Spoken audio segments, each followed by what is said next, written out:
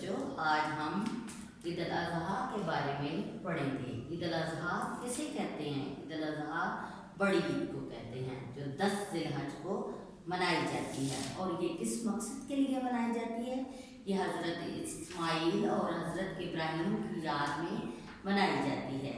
नमाज ईद की नमाज जामिया मस्जिद या ईदगाह में अदा की जाती है।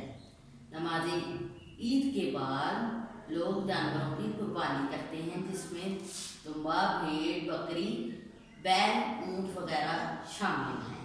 ठीक है, वो कुर्बानी के गोश्त को 3 हिस्सों में तकसीम किया जाता है: गरीबों, मस्कीनों, यतीमों, दूसरा हिस्सा दोस्तों, रिश्तेदारों, और तीसरा हिस्सा अपने लिए होता है। उम्मीद करती हूँ कि आपको सबक ईद अल अज़हा की मुकम्मल समझ आ चुकी है।